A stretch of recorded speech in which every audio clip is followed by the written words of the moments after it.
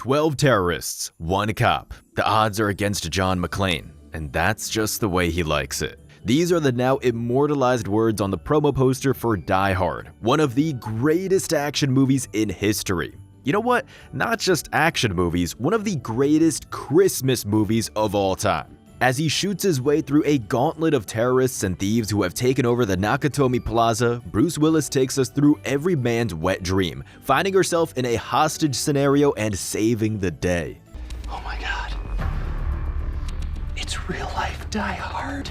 On his crusade, Detective McClane uses just a few firearms, but what this movie may lack in terms of diversity, it compensates with sheer awesomeness, perfect pacing, and a never-ending supply of tough guy one-liners. 9 million terrorists in the world, and I gotta kill one with feet smaller than my sister. Yippee-ki-yay, and welcome to Shooting Blank's annual Christmas episode.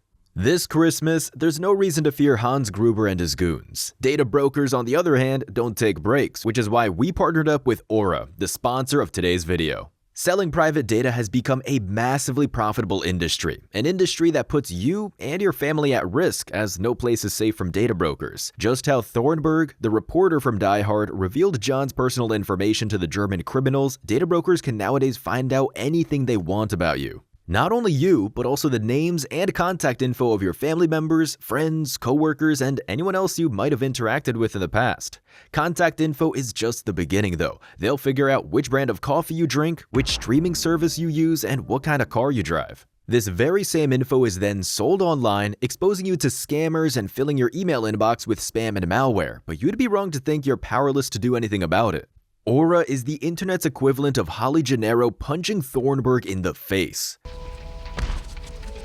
The leader of the internet privacy industry, it detects leaks and exposed private info, removes it from the internet, and keeps it private. It does all that at a price point that can't be compared to anyone else. Aside from just cleanup of your exposed data, Aura also monitors your banking activity 24/7, and you'll get notified immediately if someone tries making a purchase in your name. It also manages all your passwords and adds another layer of protection with a VPN, while Aura's fraud experts are ready to help you at any moment if something happens with their around-the-clock support. We're not leaving ourselves vulnerable, and you shouldn't either. Click the link in the description below and try Aura free for 14 days at aura.com/shootingblanks. In those 2 weeks, Aura will get to work scrubbing your personal info from the internet, and your online presence will be ever safer for it. Now back to the video. John McClane's service firearm is the Beretta 92F, and this immediately takes us to probably the biggest mistake in the movie, as the 92F was never authorized for carry by NYPD officers. The 92F is obviously part of Beretta's 92 series, and you might also know it under the name 92SBF, as it's a continuation of the 92SB.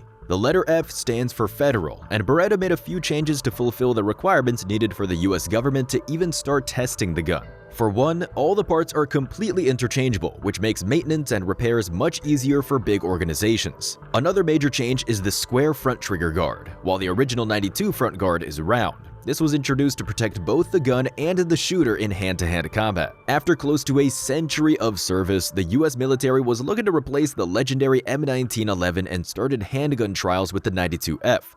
The gun was great, it was exactly what the military needed, and it performed more than well enough. Aside from the tiny issue, which is the catastrophic slide failure that caused the slide to crack or break in half, sometimes sending the back broken half flying back and hitting the shooter in the face. Your gun cracking in half mid-combat is about as desirable as an adult on Epstein's Island, and since it happened not 1, but 14 times, the Arma-made Beretta redesigned the gun. Beretta then inserted a big-ass hammer pin, which, by design, prevented the slide from flying backwards and cutting someone's face open. This is how we got the Beretta 92FS, with the M9 as its military designation.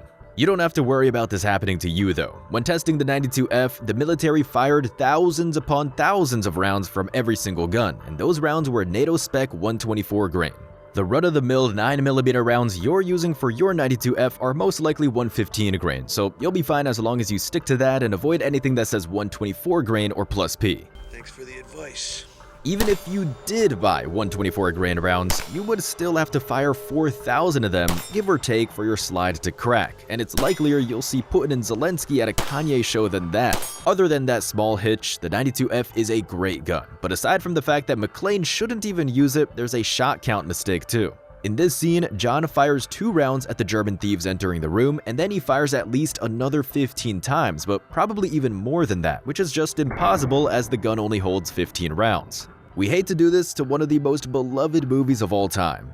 It is, without a doubt, the most unnecessary movie ever made. It's riddled with plot holes, there's no logic to it. I would rather watch a napkin sit and do nothing all day than to even endure the trailer for Die Hard. But we also have to talk about John's gun handling. It's not just him, actually. Everyone in this movie has atrocious trigger discipline. Even SWAT is running around and climbing through shrubbery with a finger on the trigger, and to say that it's unrealistic would be an understatement. Speaking of stupidity, we can't watch this movie without mentioning Carl, who, for reasons known only to him, pressed the barrel of a Steyr AUG on John's head instead of keeping his distance. The only reason John survives this confrontation is because Carl is an absolute moron. He could have shot John at any point, but for plot reasons, he just had to get up close and personal. The assault rifle we see Carl use is an Austrian Steyr AUG, which is commonly known as the first successful bullpup rifle, even though it most certainly isn't the first one.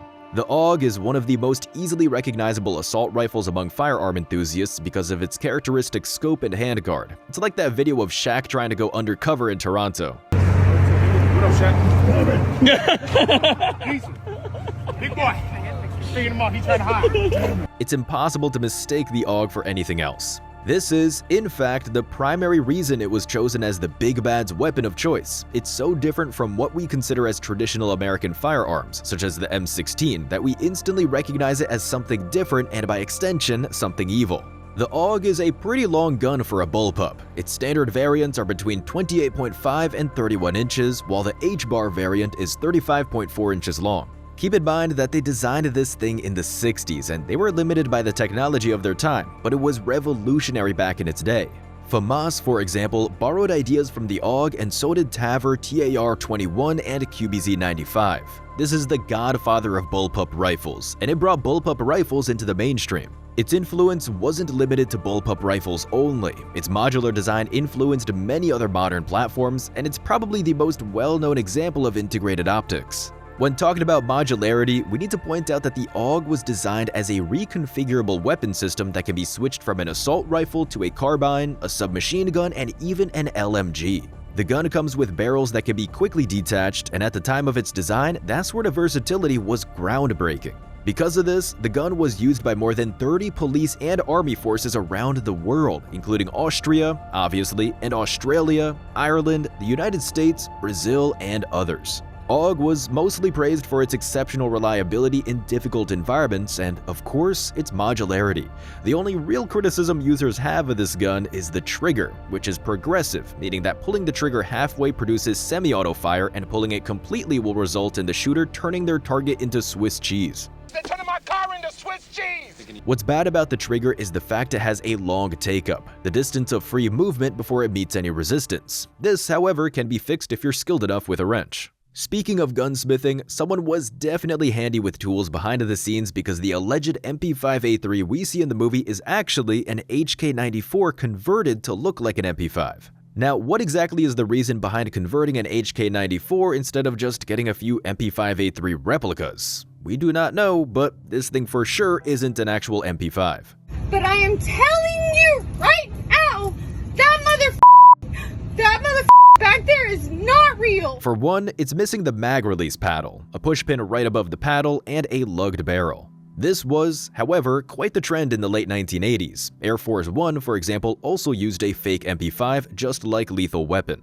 In Die Hard, the MP5 is by far the most prominent firearm after John's Beretta. It was an incredibly popular gun at the time, and it was considered the absolute pinnacle of submachine gun design, especially beloved by SWAT teams and special operators because of its incredible maneuverability in tight areas. Even to this day, the MP5 remains one of the most universally adored submachine guns, and it influenced entire generations of submachine guns that came after it, proving that some designs are just timeless and can't be surpassed in terms of quality and real-world usability. The MP5A3, which is the version we see in the movie, introduced the retractable stock to the MP5 family, which immediately made it stand out when compared to other variations. The 9mm Master of CQB weighs no more than 5.6 pounds, although that varies based on attachments, and with the stock retracted, the A3 is no longer than 21.69 inches, which is just ideal for close quarters combat. Operators praise it mostly for its reliability and accuracy, and a huge part of the credit goes to the gun's rolling block with a closed bolt, which H&K designed for automatic rifles. This made the gun accurate and reliable, very unsusceptible to jamming, but at the same time, it made the system expensive. This, however, didn't matter to SWAT teams and special forces, as they could make the argument that money, in this case, isn't going to waste, as a reliable and accurate gun guarantees that they won't accidentally shoot a hostage. The MP5 fever spread like wildfire. At least 2/3 of the world's countries used the MP5 at some point, with it still being in use in at least 100 countries. MP5 would immortalize its larger-than-life reputation during the Iranian embassy siege in 1980 when the SAS, armed with MP5s, MP5Ks, and MP5SDs, killed 5 terrorists and rescued about 24 hostages. While popular with SWAT and counter-terrorism teams, the MP5 would not stay on its throne forever. Its compact size actually became the crux of the issue with the MP5 as it reached its peak toward the end of the 20th century. Although it was once the preferred firearm for hostage rescue teams, bodyguards, and even combat pilots, it was eventually replaced for several reasons. For one, it had started to become more and more apparent that the MP5 was not capable of engaging targets beyond 50 yards, at least not effectively. It was the gun for CQB, but if someone opened fire at you with an AK-47 from 200 yards out, which is well within the AK's effective range, you're not going to terminate them with an MP5. Secondly, technological advancements at the time allowed for the improvement of carbines, and after a while, we got carbines that fire larger rounds, which inflict more damage while not being much bigger than the MP5, making them relatively easy to maneuver.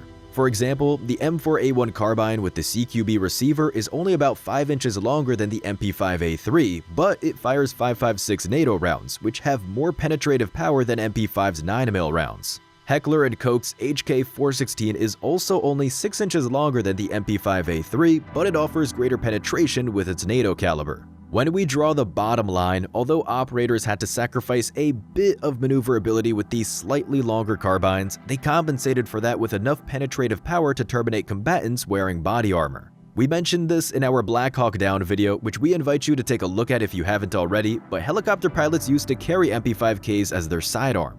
This was, however, later changed because 9mm simply isn't enough to take down a drugged-up combatant or someone wearing body armor. With time, the MP5 lost its place because of how limited it was to CQB only. Despite that, it holds a special place in our hearts, and its influence on gun development, specifically on submachine gun development, will never be forgotten. Hans Gruber uses an H&K P7M13 with a suppressor, which he eventually takes off. Interestingly, all the thieves who are German use German and Austrian weapons with the exception of the M60E3. The M13 is a variation of the P7, a 9mm pistol designed to replace the Walther PP, chambered .432 ACP, which German police used in the second half of the 20th century. The decision to do this was made after the 1972 Munich Olympics incident. The new gun had to be ambidextrous, have a service life of at least 10,000 rounds, weigh no more than 35 ounces, be shorter than 7 inches, safe to carry with a chambered round, and ready to fire when quickly drawn. The P7 fulfilled all the requirements and actually exceeded them, which resulted in the adoption of the gun not only by the police but with Germany's counter-terrorism units and military special forces. It also almost replaced the M1911 with the US Army, but Beretta's 92 SBF eventually won that competition. Even more interestingly, the M13 version we see in the movie almost became the new M9, but it ultimately lost to the Beretta 92F, which is the gun John McClane uses in the movie. Although this gun was beloved by German operators so much that they actually complained when it was phased out of service in the early 2000s, it did have one fatal error. By design, the P7 can be fired when the trigger and the cocking handle are held simultaneously, which means you can fire by pulling the trigger first, as the gun can't tell the difference between the two. This resulted in friendly fire, injuries, and death. Another reason the P7 never became popular hides in its price. Glock, Smith & Wesson, and Beretta all offered much better deals for their handguns, and that's a huge factor when it comes to government contracts. Originally, we also wanted to take a look at the tactics used by Gruber's gang in the movie, but considering the greater picture, we ultimately decided against it. Die Hard is not a serious action movie and is not trying to represent itself as one. It's tense, dynamic, and at times campy, and the fact that it isn't taking itself seriously is what makes it so great. It's true that sending Tony on his own to kill John is stupid. It's also true that the thieves hesitate to pull the trigger on John and miss point-blank shots on several occasions. What's most important though is that this does not matter. Die Hard is just a fun action flick that you have to take at face value, and if you do, you'll realize that it's one of the most fun action movies ever made. The film will soon be turning 40 years old, and it's still weathering the storm of time, standing above hundreds of newer, more refined action movies with deeper, layered stories, richer gun lockers, and millions spent on action sequences. Therefore, we won't be deducting points for bad tactics, that one bad shot count, and the trigger discipline, which is admittedly terrible. Die Hard is a movie that purposely coats its protagonist in military-grade armor, and that's just fine. The movie never hides it, so why should we chastise it for it? Look past the terrible trigger discipline and the fact that John should have died about a dozen different ways, and just enjoy this testosterone-infused thrill ride. Yippee-ki-yay, mother. By the way, if you're that interested in John's injuries, Screen Junkies broke down every single injury he sustains in the movie, link in the description below. As for gun accuracy, we won't be deducting points for the fake MP5 because the differences are so minor it doesn't matter in the long run. What does matter is the fact that John should never have had a Beretta 92F because the NYPD never issued that gun. With all of that taken into account, Die Hard gets a 9 out of 10, still clutching the title for one of the greatest action movies of all time, and its impact growing ever important with the news of Bruce Willis's harrowing illness. What did you think of Die Hard? Was it as fun for you as it was for us, or was the plot armor too much? And which movie do you want to see analyzed next? Let us know in the comments below. Don't forget to like and subscribe, and of course, Merry Christmas, Merry Christmas.